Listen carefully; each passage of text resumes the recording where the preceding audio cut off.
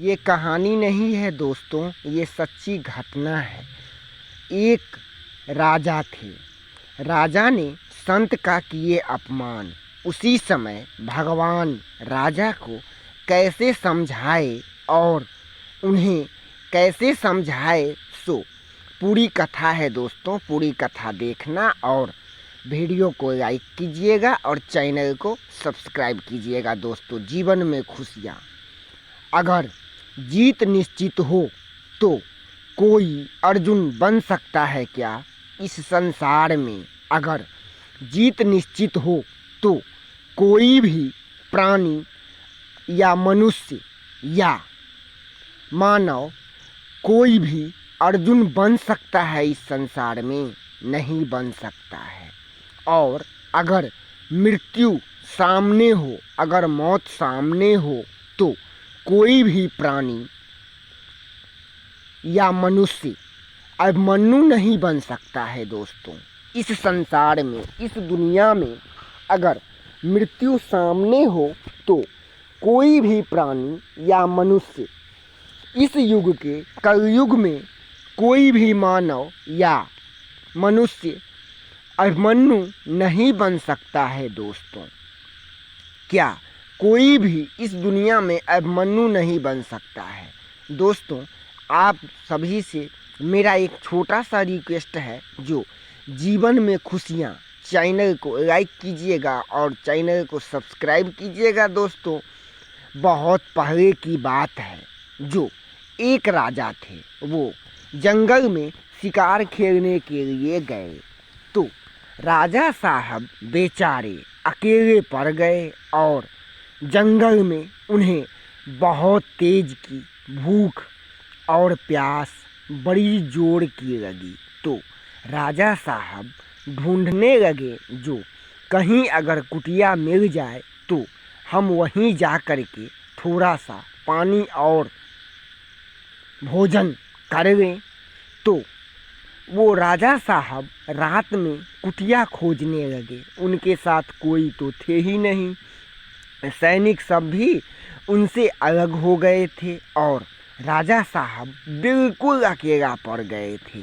तो रहते थे और श्री कृष्ण भगवान एक संत जंगल में कुटिया बना करके रहते थे और श्री कृष्ण भगवान की मूर्ति स्थापित करके जंगल में और 2 घंटे रात में ब्रह्म समाधि में बैठ जाते थे।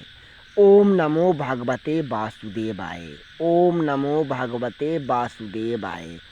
इसी मंत्र का संत उच्चारण करते थे और शाम करके अपनी कुटिया में बैठ जाते और पूरे ब्रह्म की समाधि में लीन हो जाते। और फिर 2 घंटे वो उनका नियम था, जो वो रोज ब्रह्म की समाधि में बैठते थे। तो राजा साहब उसी समय वो ढूंढ रहे थे, जो अगर कहीं पे कुछ मिल जाए। तब राजा साहब को दिखाई दिया, जो दूर कहीं एक संत की कुटिया है। तो राजा साहब अपने घोड़े के साथ संत भगवान की कुटिया में गए और फिर संत भगवान की कुटिया में गए तो बेचारे संत भगवान तो अपने समाधि में थे। उन्हें क्या पता जो कौन आया और कौन गया, वो तो ब्रह्मलीन में हो गए थे, ब्रह्म की समाधि में लीन होकर के बैठे थे। तो उन्हें तो कुछ पता नहीं। बेचारे संत अपने ब्रह्म की समाधि में, अपने विष्णु भगवान नारायण की समाधि में लीन थे और वो अंदर ही अंदर ओम नमो भगवते वासुदेवाय, ओम नमो भगवते वासुदेवाय, ओम नमो भगवते वासुदेवाय, इसी मंत्र का उच्चारण कर रहे थे और वो समाधि में बैठे हुए थे। तब उसी समय राजा साहब पहुँचे और संत से भोजन का प्रार्थना किए, भोजन और पानी के लिए याचना किए। तब संत तो बेचारे संत होते हैं, वो तो अपनी समाधि में लीन थे, अपने ब्रह्म की समाधि में। उन्हें क्या पता जो कौन बाहर में आया है और कौन हमें जगा रहा है।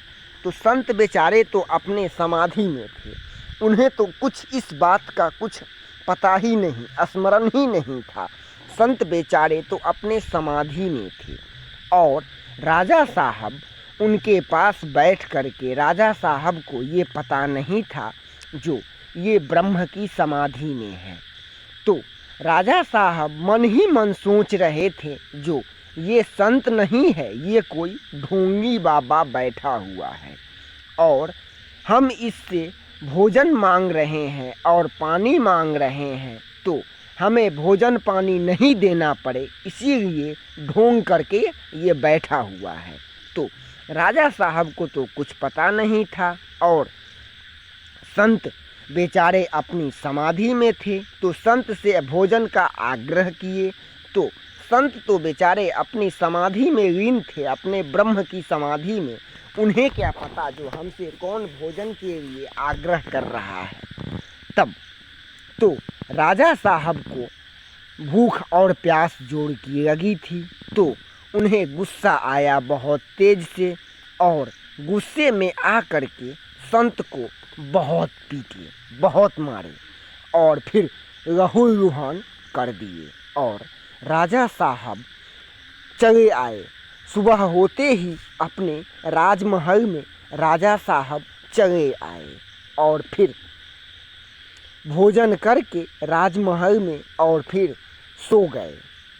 और जो वो संत थे, जो बेचारे जिनको मारे थे राजा साहब, वो राजा साहब मदिरा के नशा में बेचारे संत को मारे थे। वो दारू पिए हुए थे और मदिरा के नशा में राजा साहब संत को बहुत पीटे, लहूलुहान कर दिए थे। जब राजा साहब चले गए तब संत की समाधि खुली।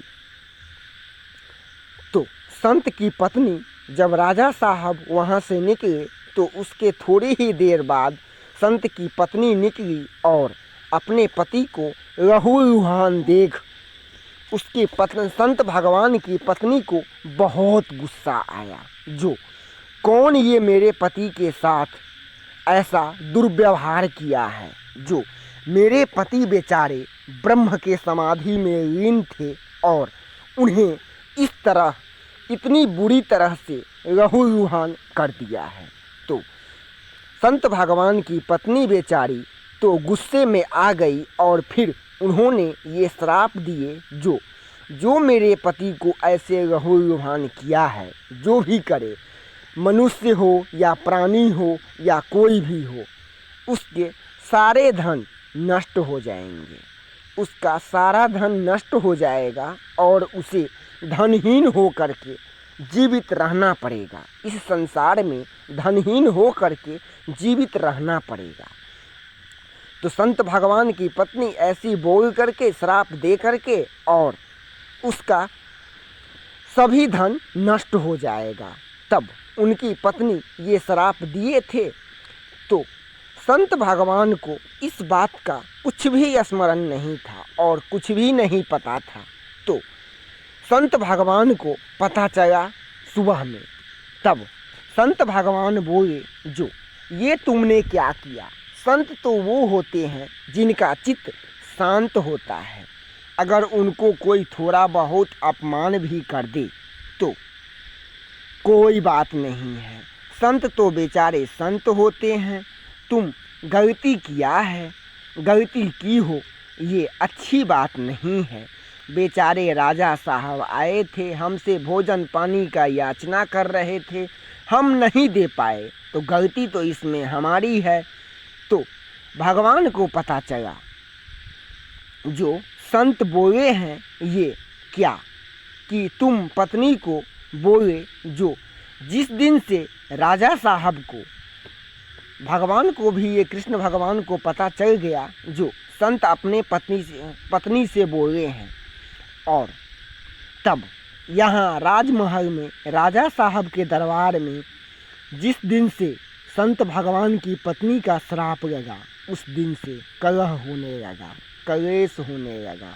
उसी दिन से राजमहल में शांति भंग हो गया और कलह होने लगे और दूसरे ही दिन राजा जुआ खेलने के लिए गए और अपना सभी धन हार गए और राजा महल में बैठे थे। तो माता लक्ष्मी जी जुआ खेल करके राजा साहब आए और महल में बैठे थे। तो माता लक्ष्मी जी पहले निकले और राजमहल से निकले और बोले राजा से, जो हे राजन, अब हम तुम्हारे राजमहल से जा रहे हैं। तब राजा साहब आश्चर्य में पड़ गए, जो हे माता, हे देवी लक्ष्मी, आप क्यों जा रहे हैं हमारे राजमहल से? तब माता लक्ष्मी बोले, जो हे राजन, आपके राजमहल को श्राप लगा हुआ है। आपके राजमहल को श्राप लगा हुआ है, जो आप धनहीन हो जाएं। धनहीन हो जाएं, आपको श्राप लगा हुआ है।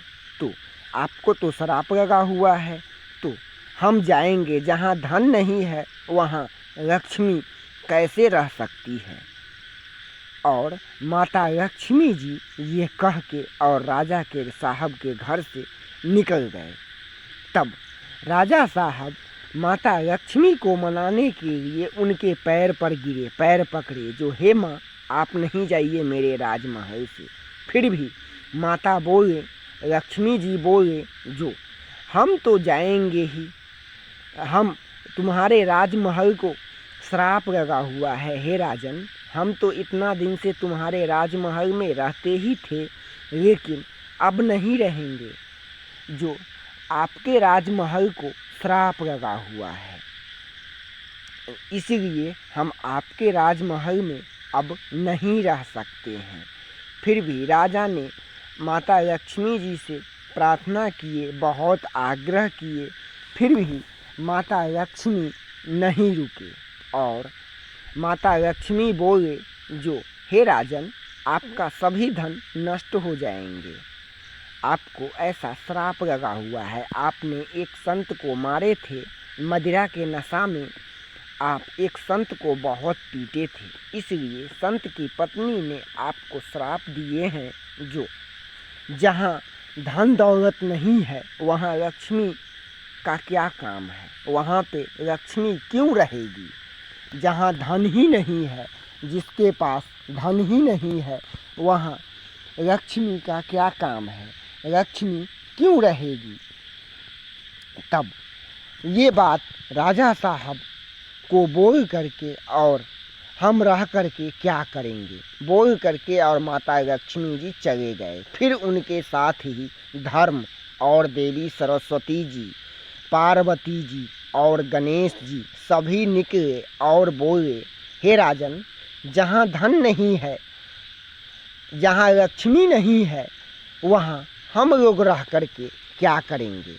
तब राजा साहब पहुँचे संत जी के यहाँ और संत जी के चरण में अपना माथा रखे, जो हे संत प्रभु, हमसे गलती हो गया है, जो हम आपके साथ ऐसा दुर्व्यवहार किए थे। तो संत बेचारे कुछ नहीं बोले और रोने लगे, जोर जोर से रोने लगे संत बेचारे। तब भगवान श्री कृष्ण से नहीं रहा गया। तब वहाँ पे भगवान श्री कृष्ण भगवान प्रकट हुए और राजा से बोले, जो हे राजन, तुम्हें 11 वर्षों तक धनहीन ही रहना पड़ेगा, क्योंकि तुम संत अपराध किए हो, और कोई गलती करते तो सही तो कुछ कम सजा मिलता, लेकिन तुम संत अपराध किए हो, इसीलिए तुम्हें धनहीन होने पड़ेंगे 11 वर्षों तक। और 11 वर्ष पूरने के बाद, तुम्हारा श्राप खत्म होने के बाद, तुम्हें सभी धन वापस मिल जाएंगे। तुम्हारा जितना धन था वो सभी धन वापस मिल जाएंगे और सभी कुछ वैसे ही हो जाएगा, जैसे तुम्हारे राजमहल में चल रहा था, सब वैसे ही फिर हो जाएंगे और तुम्हें ये सब मिलेंगे 11 वर्ष बाद, क्योंकि तुम संत का अपराध किए हो। भगवान श्री कृष्ण ये कह करके और अंतर्ध्यान हो गए।